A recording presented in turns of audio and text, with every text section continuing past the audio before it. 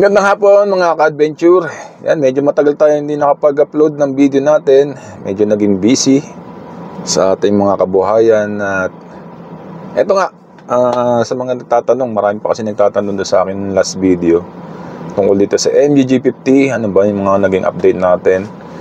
So pang 3 months na kasi natin itong ginagamit. And most na mga na-observe natin ay yun nga, gusto kong i-share sa inyo. Sobrang nagaganda talaga ako kay AMG when it comes to takbo. At yun nga, sa kanyang comfort, makita nyo naman yung likod ko, di ba? Naka-captain seat, naka-leather seat. Oh, sarap upuan.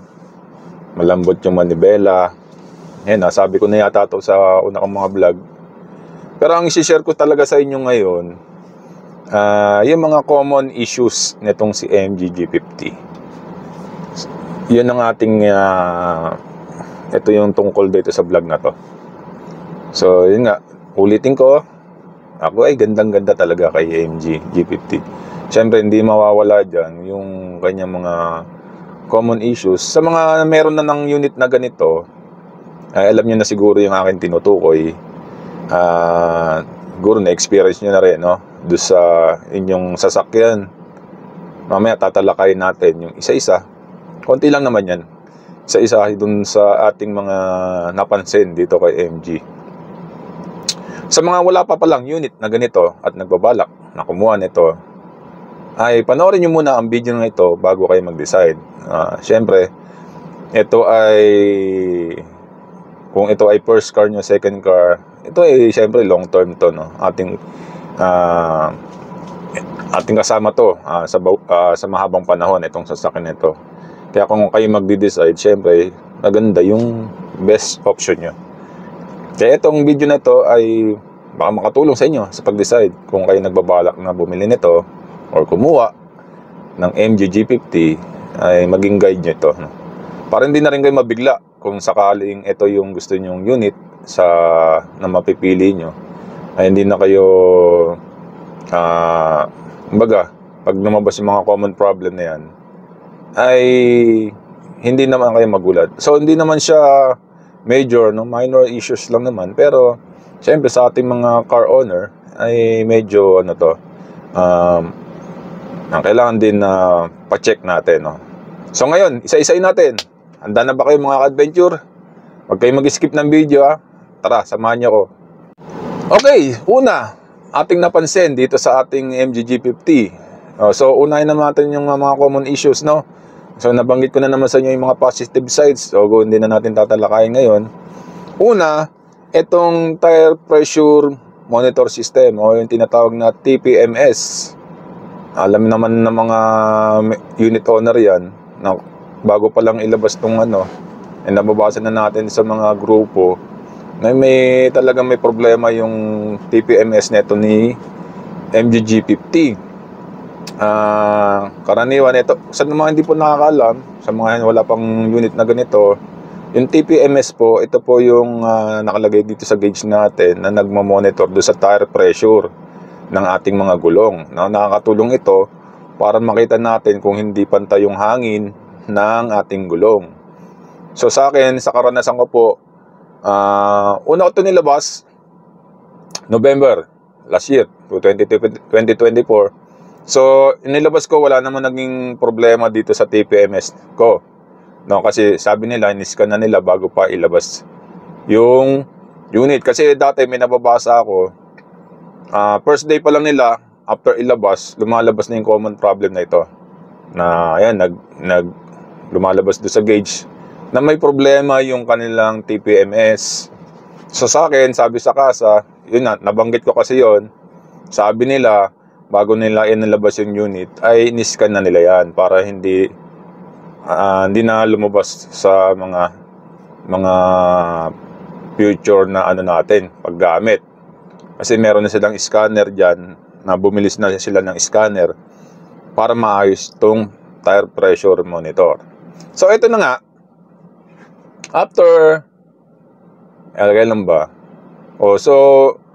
After almost 3 months ko nang ginagamit, eto na nga, may lumabas sa aking gauge na yung TPMS may problema. At makikita nyo, meron yung ilaw na dilaw doon sa gauge. Pag tinignan nyo rin sa manual, yun yung icon na may problema sa tire pressure. At makikita nyo rin naman yung malaking icon na sasakyan, tapos may drawing na isang gulong lang, no? Tapos may nakalagay tire pressure low. So yan, nung tinawag ko na sa kasa yan, sabi ko ipapacheck ko. Tapos kinabukasan pag start ko, nawala yung problema. So sobra kasing busy. Sabi ko tsaka na lang. So, kasi may papacheck pa naman sana ako eh. So, tsaka na lang siguro. Dahil nawala na naman nga.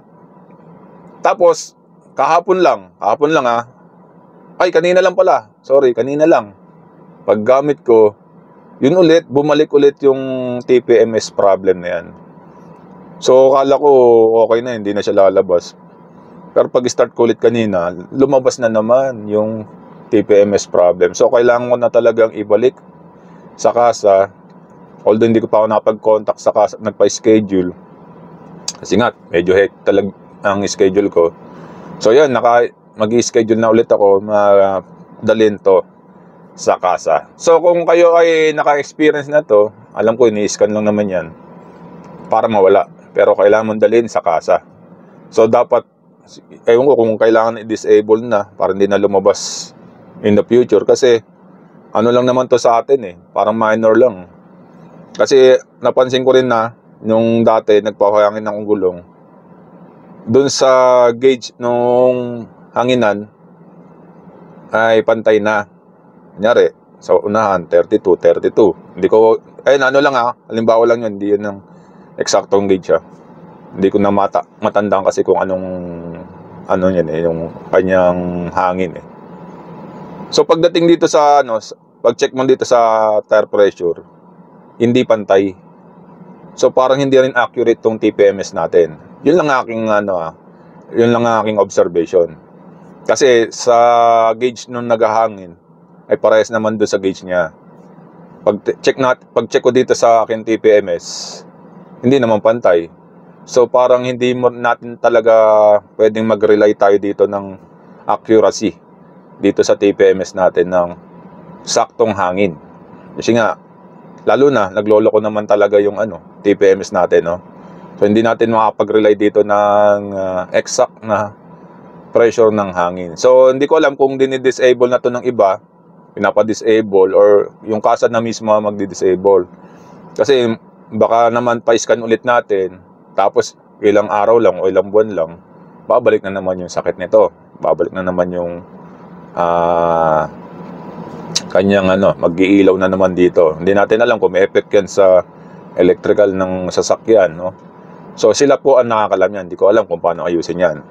So yun, common problem number 1, TPMS. Kung ikaw ay wala pa netong G50, pwede mong sabihin, minor lang naman yan, pwede palampasin. Opo, pwede naman talaga, no?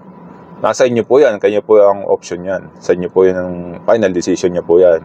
Sa amin meron ng G50, ito po yung nararanasan naming common issues. Number 1. So, punta naman tayo sa number 2. Number 2, minor, o di ko alam kung minor or major to sa inyo. Sa akin, hindi ko rin masabi kung major, pero siguro may magagawa naman paraan dito ang mga taga-MG, kasi tinawag ko na nga ito. At hindi lang sa akin nangyayari kasi sa GC, ito rin nung nakita kong common problem ng mga mayroong MG G50. Ano po yun? Yung aircon sa likod. Ang lakas po ng moist. So makikita po natin yan, lalo pag malamig ang panahon, yung salamin mo sa likod, sa labas, ay talagang tumutulo. Sobra yung moist ng sasakyan. So dapat wala po yan, di ba? Sa mga ibang sasakyan naman, kahit meron namang vent yung likod ng sasakyan, parang hindi ko napansin meron mga moist sa likod eh. So hindi yan common, hindi yan natural dapat sa sasakyan. Ay dapat magawa ng paraan po ng MG yan, no?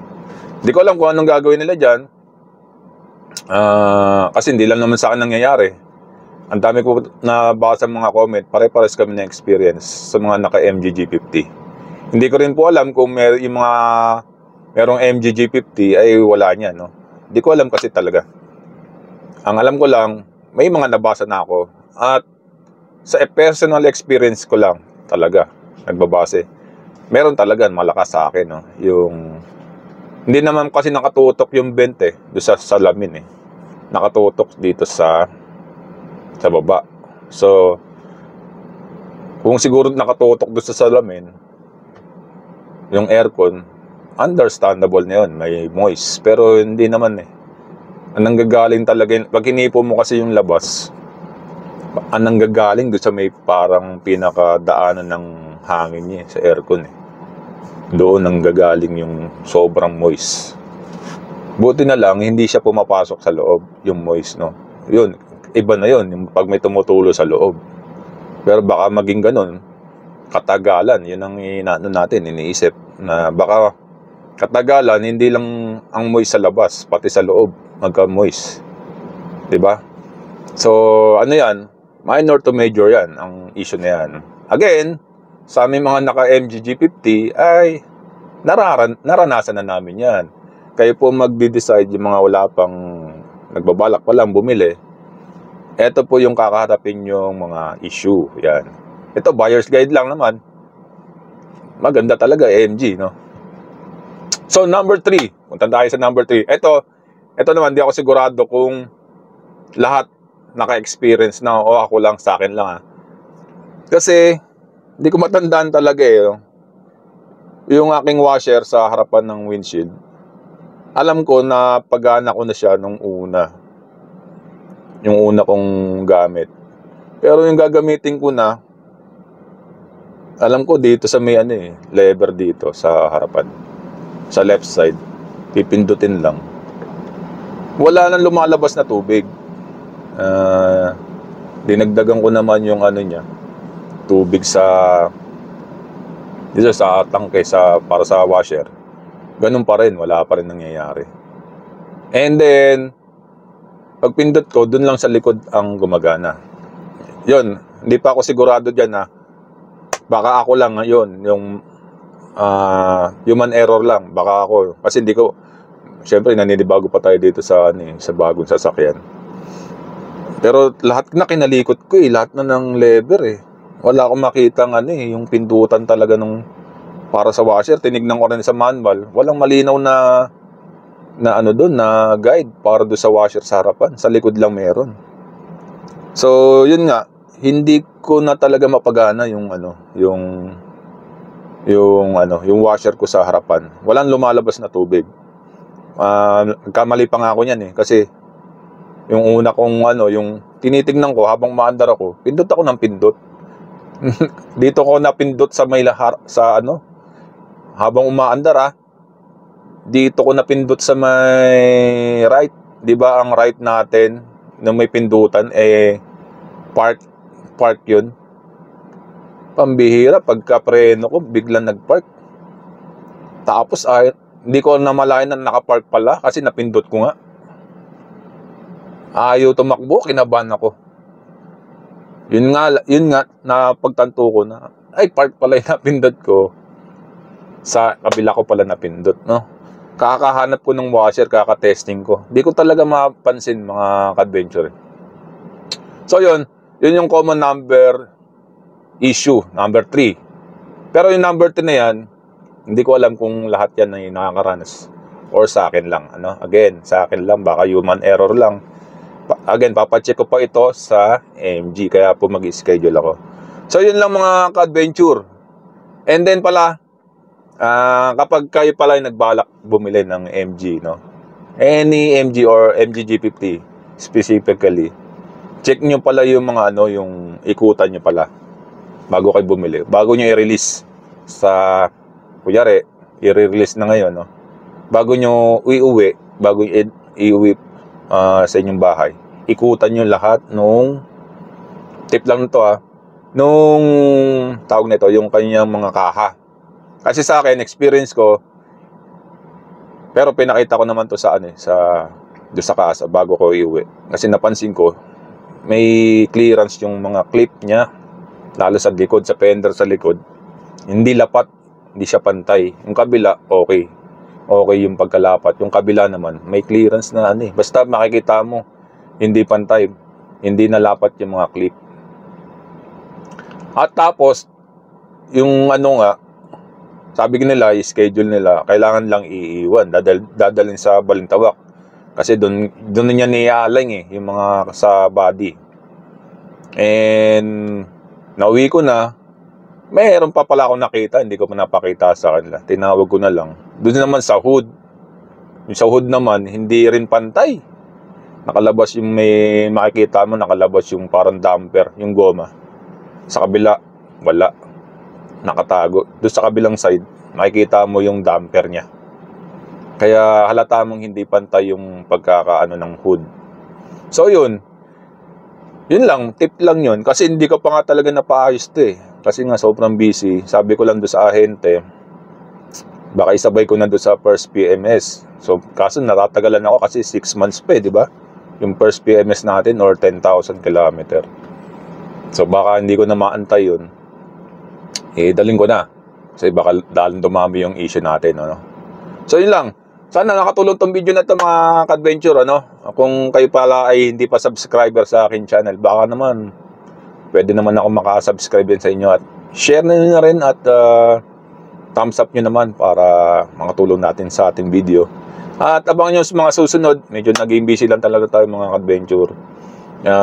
Ibang siguro, kung may mapansin man ako dito sa MG, share ko pa rin sa inyo, no?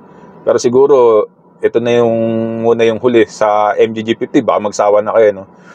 Tatry naman natin ibang sasakyan or tingnan nyo rin yung aking mga ibang video tungkol sa mga pasyal-pasyal, ano? Hanggang dito lang mga adventure. Maraming salamat sa inyong panonood at God bless sa inyong lahat. Thank you very much. Bye-bye.